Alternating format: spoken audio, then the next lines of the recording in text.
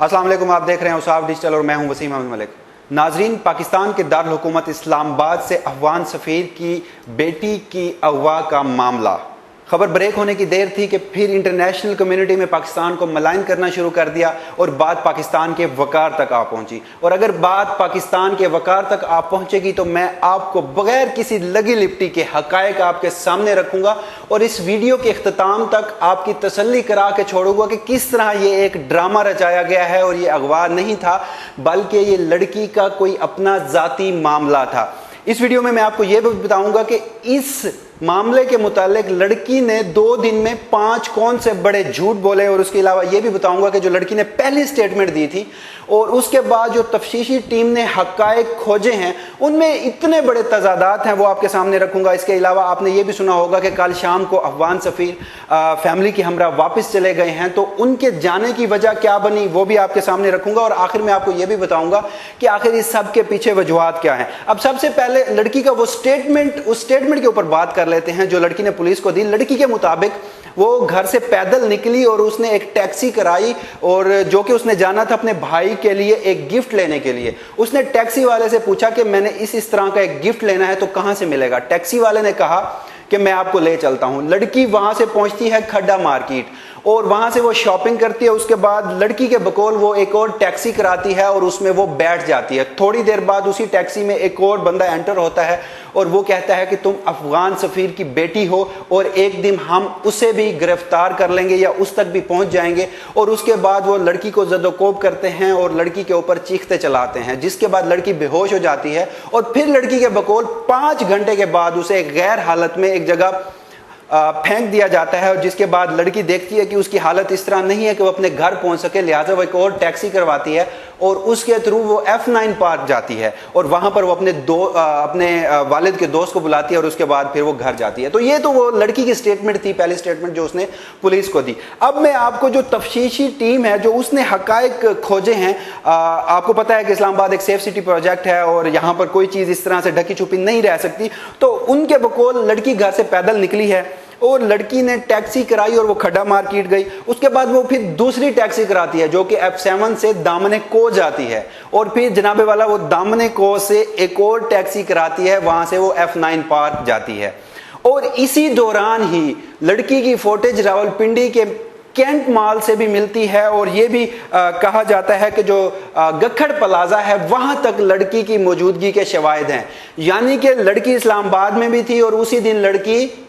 راولپنڈی میں بھی گئی ہے، لیکن لڑکی نے اپنی سٹیٹمنٹ میں اس کا ذکر کہیں نہیں سے کیا۔ اب جو لوگ اسلام آباد سے واقف ہیں وہ یہ جانتے ہیں کہ جو اسلام آباد کی کھڈا مارکیٹ ہے G7 میں، وہ کس طرح کی مارکیٹ ہے، اور جو یہ لڑکی کا روٹ تھا یہ کتنا سسپیشیس تھا کہ بغیر کسی پروٹوکول کے، بغیر کسی سیکیورٹی کے، بغیر کسی اپنی کنوینس کے ایک سفیر کی بیٹی اپنے گھر سے پیدل نکل رہی ہے اور وہ ٹیکسی کروا رہی ہے، اس کے بعد وہ F9 پارک بھی جا رہی ہے، دامنے کو بھی جا رہی ہے، اور اس کے بعد وہ پنڈی بھی جاتی ہے۔ اب آ جاتے ہیں ان جھوٹوں کی طرف، وہ جھوٹ جو لڑکی نے بولے ہیں پچھلے 2 روز سے، جن میں اتنے تضادات ہیں اس کے بیانات میں۔ اس لڑکی کا جو پہلا جھوٹ تھا، جھوٹ نمبر 1، لڑکی نے اپنی جو سٹیٹمنٹ دی اور اس کے علاوہ جو تفتیشی ٹیم نے شواہد اکٹھے کیے، آپس میں بہت بڑے تضادات ہیں دونوں سٹیٹس میں اور دونوں معاملات میں، کہیں سے بھی دونوں ایک سے نہیں نکلتے۔ اور یاد رکھیے گا کہ لڑکی نے تو اپنی طرف سے سٹیٹمنٹ دے دی، مگر جو تفتیشی ٹیم ہے ان کے شواہد میں ان کے پاس CCTV فوٹیجز موجود ہیں۔ اس کے علاوہ لڑکی کا دوسرا جھوٹ میں آپ کے سامنے رکھتا ہوں۔ لڑکی نے کہا کہ جب وہ اغوا کاروں کے ہاتھ لگ چکی تھی اور اس کے بعد اسے جب 5 گھنٹے بعد چھوڑا جاتا ہے تو لڑکی وہاں سے ٹیکسی کرا کر F9 پارک جاتی ہے اور وہاں وہ اپنے والد کے دوست کو بلاتی ہے، مگر اپنی اس سٹیٹمنٹ میں لڑکی نے کہیں بھی F7 سے دامنے کو تک جانے کا ذکر نہیں کیا، لیکن لڑکی کے دامنے کو پر ہونے کے شواہد اس طرح سے ہیں کہ وہاں پر CCTV فوٹیج بھی اداروں کے پاس موجود ہے، اور لڑکی نے دامنے کو پر موبائل کا بھی استعمال کیا ہے، انٹرنیٹ ڈیٹا کا بھی استعمال کیا ہے، اور اس کے علاوہ لڑکی جس ٹیکسی سے دامنے کو گئی ہے راستے میں ڈرائیور سے باتیں بھی کرتی گئی ہے اور 500 روپے انعام کے طور پر بھی ڈرائیور کو دیے ہیں۔ اس کے علاوہ جو لڑکی کا تیسرا جھوٹ ہے، لڑکی نے اپنی سٹیٹمنٹ میں کہیں بھی راولپنڈی جانے کا ذکر نہیں کیا، بلکہ وہ اس چیز کو چھپاتی رہی ہے، جبکہ جیسے میں نے آپ کو پہلے بتایا ہے کہ راولپنڈی کے کینٹ مال میں لڑکی کے انٹر ہونے کی فوٹیج موجود ہے، اور وہ اسی دن کی ہے جس دن لڑکی یہ کہہ رہی ہے کہ اسے اغوا کیا گیا تھا۔ تو یہاں پر سوال یہ پیدا ہوتا ہے کہ لڑکی نے آخر راولپنڈی جانے کا کیوں چھپایا سیکیورٹی اداروں سے؟ چوتھا جھوٹ میں آپ کے سامنے رکھتا ہوں، لڑکی کے بقول اغوا کاروں نے اس کا موبائل چھین لیا تھا، اور لڑکی نے یہ سٹیٹمنٹ دی تفتیشی ٹیم کو، مگر جب لڑکی کو ایک سی سی ٹی وی فوٹیج دکھائی جاتی ہے جو کہ وہ دامن کو پر موجود ہے، تو وہاں پر وہ موبائل کا استعمال بھی کر رہی ہوتی ہے۔ تو اس کے بعد لڑکی اپنے اس جھوٹ سے مکر گئی اور اس نے کہا ہاں واقعی موبائل فون میرے پاس ہے، جو کہ جو تفتیشی ادارے تھے انہوں نے اس موبائل فون کو لیا ہے، لیکن لڑکی نے اپنا ڈیٹا ڈیلیٹ کر کے موبائل فون اداروں کو دیا ہے، مگر وہ اس حالت میں یہ بھی ماننے سے انکار کر رہی تھی کہ اس کا موبائل فون اس کے پاس ہے، بلکہ اس کے بقول اس کا موبائل فون ان اغوا کاروں نے چھین لیا تھا۔ اس کے علاوہ پانچواں جھوٹ میں آپ کے سامنے رکھتا ہوں کہ تفتیشی اداروں نے جو لڑکی سے سوالات کیے، ان سوالوں کے جواب میں لڑکی ایک ہی بات تواتر سے دہراتی رہی، اور وہ یہ تھی جناب کہ میں بے ہوش تھی، مجھے نہیں پتا۔ ان سے یہ پوچھا گیا کہ آپ راولپنڈی کیوں گئیں،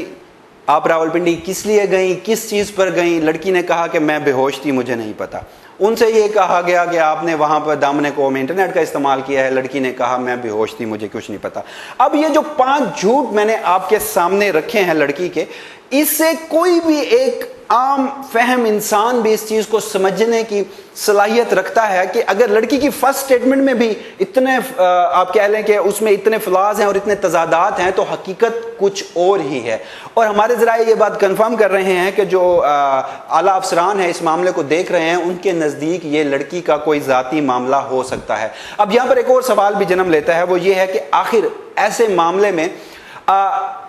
کافی گھنٹے گزرنے کے بعد نہ تو افغان سفیر کی طرف سے، نہ تو افغان وزارت خارجہ کی طرف سے، نہ تو لڑکی کی طرف سے کوئی ایف آئی آر درج کرائی جاتی ہے۔ جب یہ بات سوشل میڈیا پر آتی ہے اور اس کے بعد مین اسٹریم میڈیا پر آتی ہے، تو وزیر اعظم عمران خان ذاتی دلچسپی لیتے ہیں، وزیر خارجہ شاہ محمود قریشی اور وزیر داخلہ شیخ رشید احمد دلچسپی لیتے ہیں۔ اس کے بعد ایک ٹیم ان کے پاس پہنچتی ہے، جب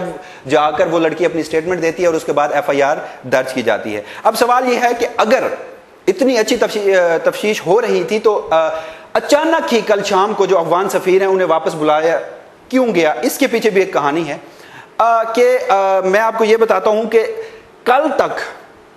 افغان سفیر یہیں پر موجود تھا، دفتر خارجہ میں بلا کر بھی اسے تسلی دے دی گئی تھی کہ ادارے آپ کے ساتھ ہیں، اور ان کو سیکیورٹی بھی پرووائڈ کر دی گئی تھی اور انہیں مکمل یقین دہانی بھی کرا دی گئی تھی۔ مگر کل شام کو جب تفتیش لڑکی اور ان کے والدین کے خلاف جانے لگی اور وہ جو ایک پروپیگنڈا کر رہے تھے اس میں وہ خود ہی پھنسنے لگے، تو ایک بار پھر انہوں نے راہ فرار اختیار کیا۔ اور ذرائع یہ بتاتے ہیں کہ کل شام کو سفیر کی جانب سے افغانستان میں رابطہ کیا گیا اور انہیں یہ کہا گیا کہ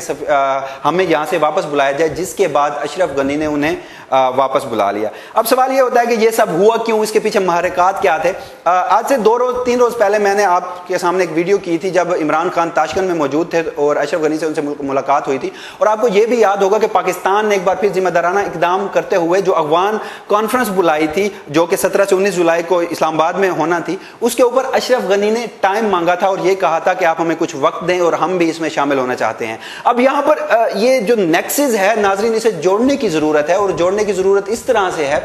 کہ جب سی پیک اور گوادر کے اوپر کام ہو رہا ہوتا ہے تو پھر داسو ڈیم والا معاملہ پیش آ جاتا ہے جس میں جو چائنیز ہیں وہ ہلاک ہو جاتے ہیں۔ اگر پاکستان فیٹ ایف کا معاملہ ہے اور فیٹ ایف کا اجلاس ہونے جا رہا ہے تو اسی روز جوہر ٹاؤن میں لاہور میں ایک دھماکہ ہو جاتا ہے، اور جب پاکستان افغان کانفرنس بلانے جا رہا ہے تو اس طرح کا معاملہ اور پھر افغان سفیر کا راہ فرار آپ کے سامنے ہے۔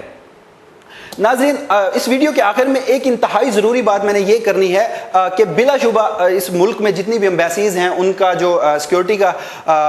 فرض ہے وہ پاکستان کا ہے اور ریاست پاکستان اسے بخوبی انجام دے رہی ہے، اور جو سلسلہ بی بی تھی جو کہ سفیر صاحب کی بیٹی تھی وہ بلا شبہ ہماری بہن ہے اور اس قوم کی بہن ہے، مگر یہاں پر سوال یہ اٹھتا ہے کہ اگر آپ پاکستان کے خلاف پروپیگنڈا کریں گے تو پھر آپ کو اس چیز کا جواب بھی ملے گا۔ اور یہاں پر ایک اور بات بھی میں آپ کے سامنے رکھتا ہوں کہ اگر پاکستان نے 30 سال سے آپ کے 30 لاکھ خاندانوں کو پاکستان میں پناہ دے رکھی ہے، انہیں عزت کے ساتھ اس ملک میں رہنے، اپنے گھر میں رکھنے کی جگہ دے رکھی ہے، اور اس کے باوجود کہ ہم اکثر ان کی سازشوں کے آڑے بھی آتے رہتے ہیں، تو پھر یہ افغان سفیر اور ان کی بیٹی بھی ہماری ذمہ داری تھی اور ہماری بہن تھی۔ مگر